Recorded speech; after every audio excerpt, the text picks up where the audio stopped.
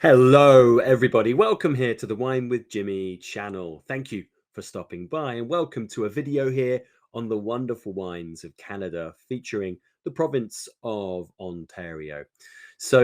This is a channel that's designed to help those of you studying the world of wine. If you do have any comments, perhaps you've visited to Ontario, Niagara Peninsula, Prince Edward County, or somewhere around this area, please do get in touch about your experiences, what wines you like, and if you agree with, of course, the slides we have forthcoming. So here you are, you're on part 7 of 8, and here looking at Ontario. So here is a map to give you an idea of the location. So Ontario is this large province here sitting just next to Quebec, and of course with Toronto down here on Lake Ontario, and just opposite from, of course, the United States of America. This is Canada's largest wine producing province, approximately 7,000 hectares under vine within its appellations. The vineyards sit in terms of latitude between 41 and 44 north. And that's roughly, if you were to compare it to Europe, somewhere from around central Italy, like Tuscany, to Bordeaux. But of course, there is significantly different climate in play here than, say, Bordeaux or Tuscany, for example, and everything that lies in between. Now, here are the Great Lakes. Ontario's vineyards are mainly planted on or near the shores of the two Great Lakes. That's here, Lake Erie and Lake Ontario. I've actually highlighted them here. So I've kind of red mapped out everything else, but giving you those two very significant Great Lakes. Now, what do these lakes do? Well, they moderate the extreme of Ontario's continental climate. Moving further away from the lakes, winters are far too cold for Vitis vinifera to survive. So really, we have a really important moderating effect in the immediate vicinity around these lakes. Number of things happen, but it enables viticulture at this point. Also, the cooling influence of the lakes in summer means that the wines tend to have really decent acidities. And to be honest, Canadian wines are very famously high in acidity, certainly from this side of Canada. But thanks to the long hours of sunshine during the growing season, we do get good ripeness of the grapes as well. It's not the highest latitude, but it's still fairly high. So, of course, there's fairly significant amounts of possible sunlight during the summer months. And a little bit on the geology here. So it is an area that has, I've actually just put a map here of the Niagara Peninsula. But of course, there is much more to it than just this area, like Prince Edward County and Lake Erie North Shore, for example. So we have geology, which in fact is quite varied and quite complex. So lots of different soils, such as clay, sand, and to a lesser extent, the likes of gravel and rocks. The areas around the lakes have a high concentration of limestone from an ancient seabed that was exposed over a long period of glacial activity. And if you, in fact, look at somewhere like Prince Edward County, it is a wonderful limestone bed there where we find many of the vineyards. I've given you a map here which shows you the smaller sub-appellations in places like Niagara-on-the-Lake, the Escarpment and Niagara Peninsula. And you'll see here there's a lot of things saying lacustrine, so basically that has been deposited from the lakes, but also silty clays as well, loams, alluvial soils, sands, organic soils. So it's quite complex, lots of different geology going on, which means, of course, a wide variety of styles can be made here as well. Let's have a look at our grape varieties, and we're going to go through all of them that you can find in significant amounts or importance. First of all, Ontario produces around 90% of Canada's ice wine. And of course, the major protagonist behind that is Vidal Blanc. So it's the most widely planted variety in the province, the hybrid. So, amongst the still and non-late harvest VQA wines, the proportion of red and white wines are roughly equal, and then with rosé at about sort of 4%, so not a huge number at all.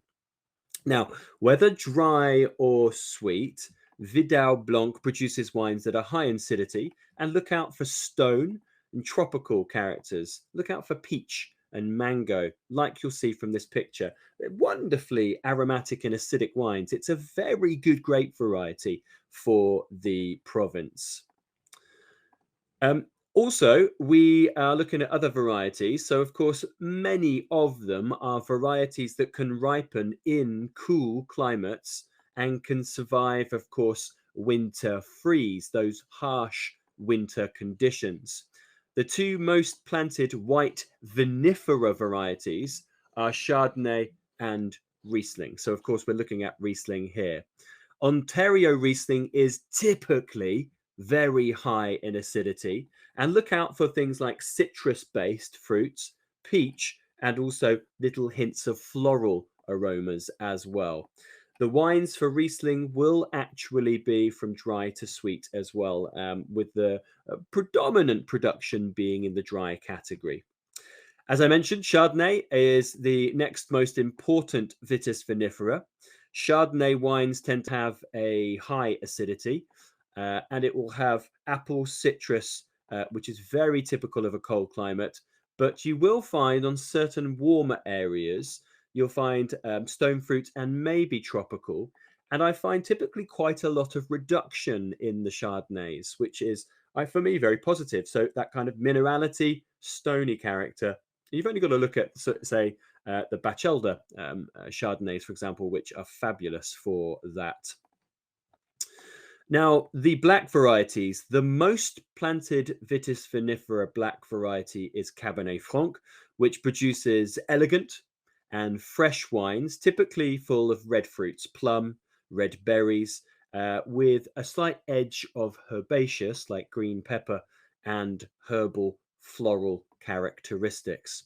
Some producers will age the wines in oak for greater complexity and greater texture, some more structure. And it's often used in Bordeaux style blends. And even actually, excellent ice wine is produced from Cabernet Franc. Merlot is used in Bordeaux style blends, but on its own, it produces quite soft, medium bodied reds with medium tannins and dark fruit flavors, blackberry, black plum sort of touches, as you'll see there on your slide. Pinot Noir, of course, very much worth looking out for. Pinot Noir plantations still are fairly small, but it really does hit the high echelons of high quality. Real great potential, medium bodied wines with red cherry, strawberry, lovely bit of reduction in some of them. Some of them can be quite fragrant. So some very exquisite examples to be found for Pinot Noir. Of course, look out for Bachelder, the very high quality. Also, do look out for the likes of Cloudsley Cellars, make some very good Pinot Noirs in this area, as well as Chardonnays, and Norman Hardy too. And the last one is a real sort of up and coming variety, which is Gamay Noir. The plantations of Gamay Noir are on the increase, producing generally light bodied, but some of them can be a little bit more grippier with really sort of fresh red fruit flavors. There are some slightly richer expressions. Do look out once again for Bachelder's production. They do some wonderful single sites, which are really good to compare vintage to vintage and also geology to geology. Okay, so let's get talking about our first areas here. So Ontario was the first province, as we've talked about previously, to adopt the VQA legislation in 1988. There are three primary areas of Ontario. So you'll see them there highlighted in different shades of blue. Niagara Peninsula sitting firmly in the middle, of course, very close to the Niagara Falls.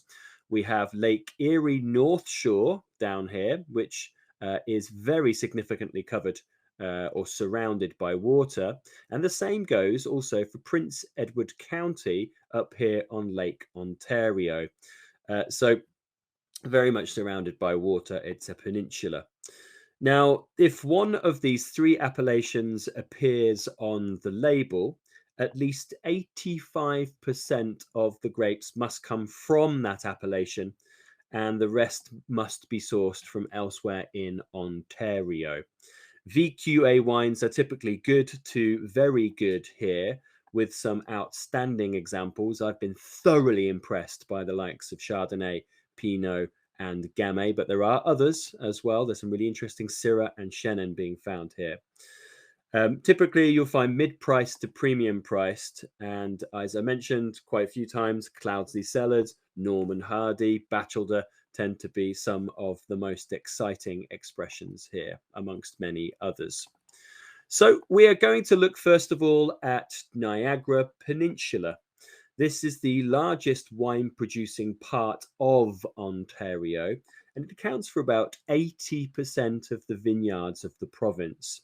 It has two regional appellations, the Niagara Escarpment, which is basically this sort of green area here on your map, plus Niagara-on-the-Lake, which is this kind of collection of pinks and purples to the eastern side. Now, wines labelled with these appellations also must have at least 85% of the grapes from the specific appellation, so Escarpment or Niagara-on-the-Lake. The remainder must come from elsewhere within the Niagara Peninsula. The peninsula also has a number of small appellations, which are actually shown on this map. I'm not going to go through them individually, but they are certainly worth investigating. Lincoln Lakeshore, Beamsville Bench, 20 Mile Bench, Short Hills Bench, Creek Shores, 4 Mile Creek, St. David's Bench, Niagara Lakeshore, and so on. Wines labelled with a sub-appellation must contain grapes. They must be made from grapes entirely from that sub-appellation. So what about the topography here?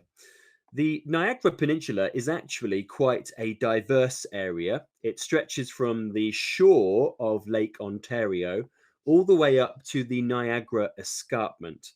That is a north-facing limestone bluff which rises about 100 meters above the level of Lake Ontario. So basically you've got an elevation going up about 100 meters, and here you'll see one of the highest parts of it on this picture taken from Wines of Canada.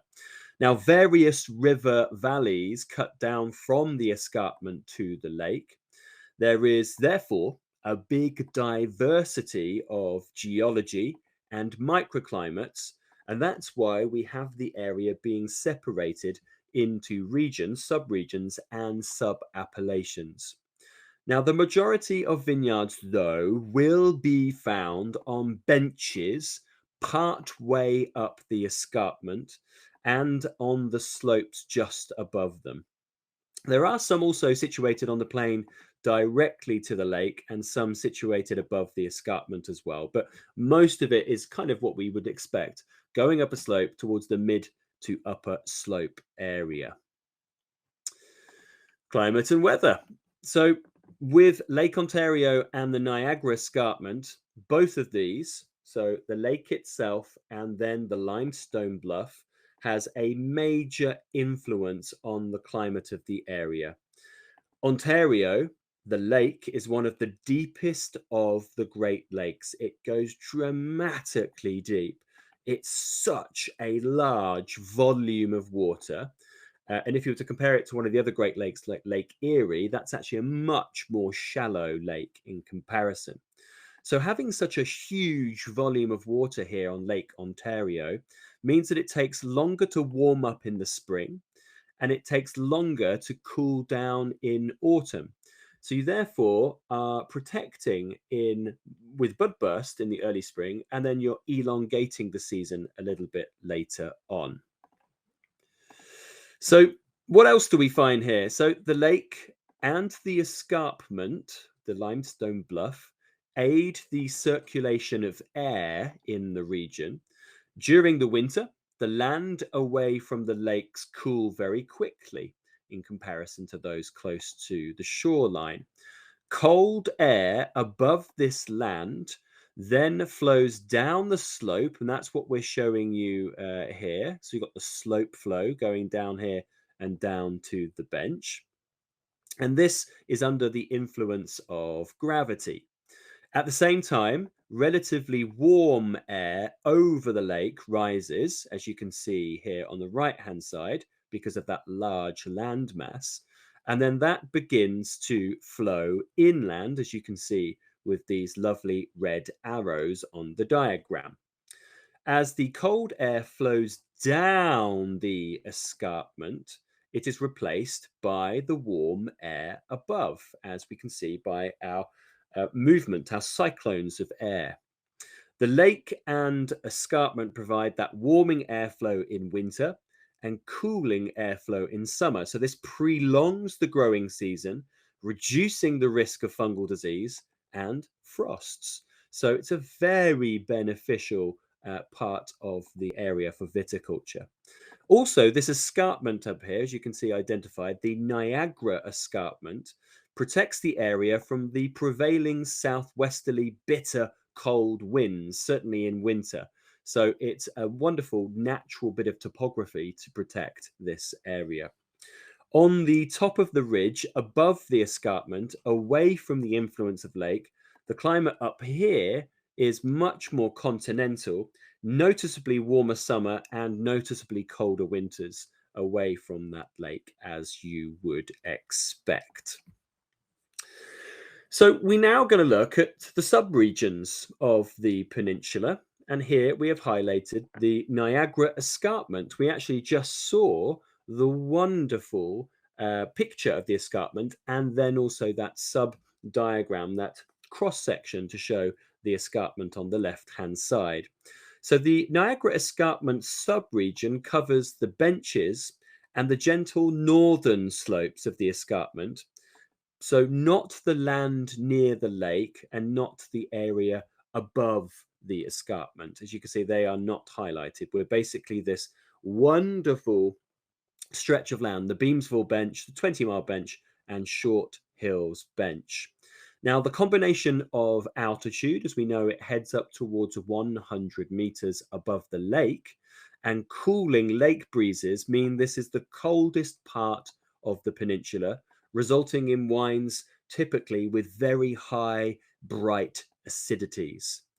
Early ripening Chardonnay and Pinot Noir can make wines of very good quality here, but you'll also find Riesling and some Cabernet Franc. Now, heading to the east, we have the subregion of Niagara-on-the-Lake. This is a large area of relatively flat vineyard land along the shores of Lake Ontario, as you can see from our highlighted yellow area. So this is directly to the west of the Niagara River, that you can see on the far right-hand side of our diagram. This is slightly warmer than the slopes of the escarpment. The proximity of the lake reduces the drop in nighttime temperatures, and it means that autumns stay warmer longer.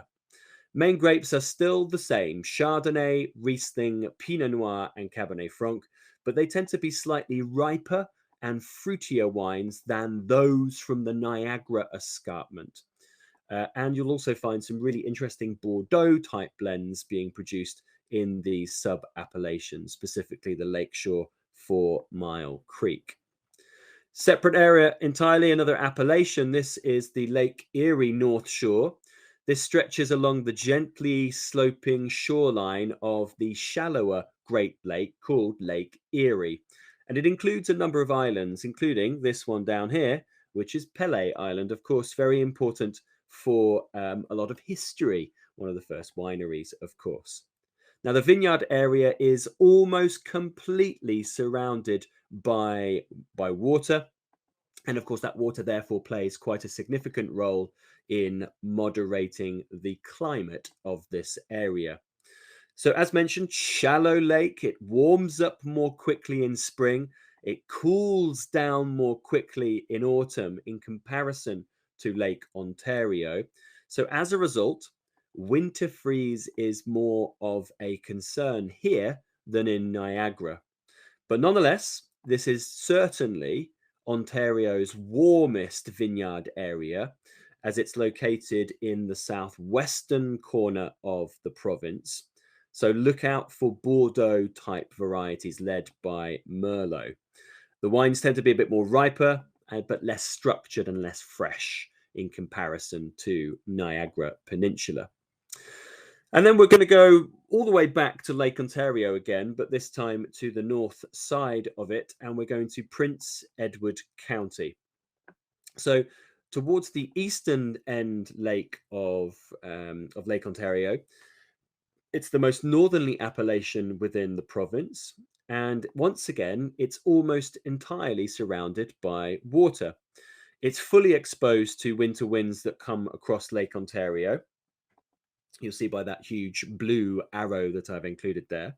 And due to the latitude, winter freeze here is a real, significant, regular concern. So very much common here for producers to protect their vines from winter by burying or other means, which we have discussed previously on viticultural sessions. So we are on geology, which is a limestone plateau. This is from Closs and Chase Vineyards. And you can see here limestone soils with some gravel, stony topsoils, very typical of the area. Now, this stony topsoil is important because it conducts heat and then radiates that in the night. And this aids ripening in this very cool region. The early ripening Pinot and Chardonnay are the most common varieties, and both of those have exceptionally high acidities, even when it's a warmer vintage. Okay, let's have a look at a Google Earth video to put this all into wonderful perspective. There's North America. We're going to map out the latitudes. The latitudes are actually those that we find in the southern section of British Columbia, 48, 50, 51. And with Ontario, which we're going to highlight here, in fact, the vineyards are much lower than that. They're not in that green band. We are much lower, around 41 to 44 degree north, which is the equivalent in Europe to Italy to Bordeaux. So much lower latitudes. There's Ontario. Going to look at the Great Lakes of Lake Ontario and Lake Erie, with Ontario being the deepest of the Great Lakes. These lakes moderate the extreme continental climates of Canada, warming up slower in spring and cooling down slower in autumn, meaning frosts are a bit more avoided and there's a bit more ripeness towards the end of the season. And we also have good cooling effects from those that give us higher acidities. There's the Niagara Peninsula with about 80% of the vineyards, and that's broken into sub-appellations of the Niagara Escarpment, which has a wonderful 100-meter high escarpment of limestone, which produces very high acid Chardonnays and Pinots. And then the Niagara-on-the-Lake, a flatter area towards the lake, which is a bit warmer, and this produces slightly riper expression. Same varieties, but some Bordeaux styles there too. Then across to the warmest area in the southwesterly part of the province, and that is the Lake Erie North Shore, almost completely surrounded by water. This is an area famed for a variety again. And then the Prince Edward County, the most northerly of the wine producing areas, once again, very much surrounded by water. Winter freeze is an issue here because of its more northerly latitude. There you are for the wonderful view there of the southern part of Ontario. I hope you've enjoyed it. Well, that brings me to a conclusion for the Ontario section. I hope you've enjoyed learning a little bit more about this important province. And I hope you've enjoyed looking at everything, including that Google Earth video. If you do have any comments, questions, or concerns, please do get in touch. Drop me a message below in the comments section, or please get in touch by email or social media. And if you do find yourself in the UK, come and say hello for a class, a glass, or a bottle. I've been Jimmy Smith. Ciao for now. Goodbye.